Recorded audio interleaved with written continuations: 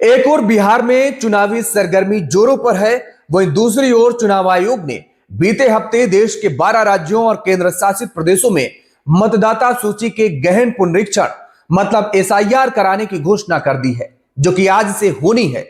इस बीच बिहार में पहले चरण के लिए 6 नवंबर को मतदान होगा, लेकिन उससे पहले ही सुप्रीम कोर्ट का आज का बड़ा फैसला चुनाव आयोग के फैसले और बिहार चुनाव की दिशा और दशा बदल कर रख देगा क्या? नमस्कार, बहुत स्वागत है आपका। मैं हूं आपके साथ योगेश पांडे।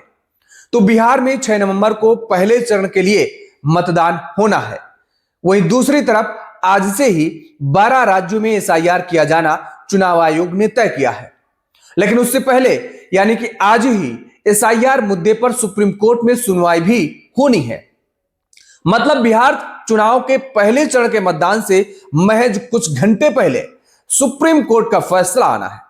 दरअसल बिहार की मतदाता सूची में बड़े पैमाने पर संशोधन को लेकर उठे विवाद और लाखों वोटरों के नाम कथित तौर पर हटाए जाने का आरोप है, जिस पर सुप्रीम कोर्ट ने 16 अक्टूबर को बिहार एसआईआर पर सुनवाई के बाद 4 नवंबर की तारीख दे दी थी।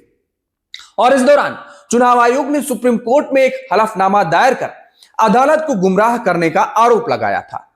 आयोग ने याचिकाकर्ताओं पर बिहार एसआईआर प्रक्रिया को पटरी से उतारने के प्रयास में गलत और झूठे दावे करने का आरोप लगाया था। उस दिन जस्टिस सूर्यकांत और जस्टिस जॉय माल्या बागची की बेंच ने इस मामले की संक्षिप्त सुनवाई की थी।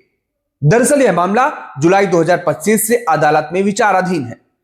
10 जुलाई को कोर्ट ने आयोग को निर्देश दिया था कि आधार कार्ड, राशन कार्ड और इपिक को मतदाता सूची में शामिल करने के दस्तावेजों के रूप में स्वीकार किया जाए। और फिर 28 जुलाई को ड्राफ्ट मतदाता सूची के प्रकाशन पर रोक लगाने से इनकार कर दिया गया। लेकिन मौखिक सलाह दी गई कि आधार और इपिक पर विचार किया जाए। अगले दिन लगभग 65 लाख नामों के डिलीट होने की जानकारी मिलने पर सुप्रीम कोर्ट ने बड़े पैमाने पर नाम हटाए गए तो अदालत हस्तक्षेप करेगी, यह बात कही। याचिकाकर्ताओं ने अगस्त में 65 लाख नाम हटाने की अनियमितताओं का आरोप लगाया और जिसके जवाब में चुनाव आयोग ने शपथ पत्र दायर कर कहा कि डिलीट किए गए नामों की वजह प्रकाशित करने का कोई वैधानिक प्रावधान नहीं है। और 14 अगस्त को कोर्ट ने चुनाव आयोग को इन 65 लाख नामों की सूची बिहार मुख्य निर्वाचन अधिकारी की वेबसाइट पर कारणों सहित अपलोड करने का आदेश दिया। और जिसके बाद 22 अगस्त को इन वोटरों को आधार कार्ड के साथ ऑनलाइन आवेदन करने की अनुमति दी गई। सितंबर में आधार को पहचान प्रमाण के रूप में 12वें दस्तावेज के तौर पर मान्यता दी गई।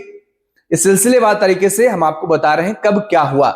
और उसके बाद 7 अक्टूबर को कोर्ट ने ड्राफ्ट से अंतिम सूची में 3.66 लाख अतिरिक्त नाम हटाने और 21 लाख जोड़ने पर पारदर्शिता की मांग पर नोटिस लिया।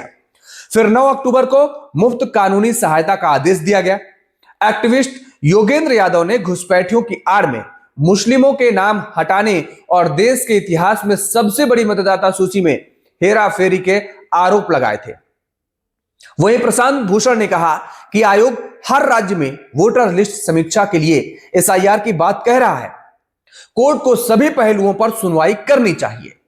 इस पर कोर्ट ने कहा था कि वह 4 नवंबर को वैधानिकता के पहलू पर चुनाव आयोग की दलीलें सुनेगा। कोर्ट ने यह भी कहा कि बिहार की वोटर लिस्ट जारी होने के बाद याचिकाकर्ता उसकी समीक्षा करें। अगर कोई बात कोर्ट में उठाने लायक हो तो उसे रखें। और अब आज इस पूरे मामले पर सुनवाई होनी है। तो वहीं देश के 12 राज्यों और केंद्र शासित प्रदेशों में विशेष गहन पुनरीक्षण यानी एसआईआर की कवायद भी आज से ही शुरू होने जा रही है। हालांकि पश्चिम बंगाल से लेकर तमिलनाडु तक चुनाव आयोग का विरोध का सामना चुनाव आयोग को करना पड़ रहा है। पार्टियों का कांग्रेस, टीएमसी, डीएमके समेत कई प्रमुख विपक्षी दल इस प्रक्रिया पर सवाल लगातार उठा रहे हैं। चुनाव आयोग ने इसी साल बिहार में इस प्रक्रिया को किया और अब 12 राज्यों में करने की तैयारी में है। लेकिन यह देखने वाली बात होगी कि बिहार में पहले चरण के मतदान से ठीक पहले सुप्रीम कोर्ट में होने जा रही सुनवाई में क्या फैसला आता है और इसका बिहार चुनाव पर कितना असर पड़ता नजर आ रहा है। क्योंकि आज से ममता बनर्जी भी एसआईआर के खिलाफ सड़कों पर उतरने जा रही हैं। पश्चिम बंगाल में वो आंदोलन करने जा रही हैं और ऐसे में अब देखने वाली बात होगी कि सुप्रीम कोर्ट का फैसला क्या कुछ आता है। फिलहाल आपकी प्रतिक्रिया क्या है इस पूरे मामले पर, एसआईआर को लेकर के आप कमेंट बॉक्स में जरूर बताएं।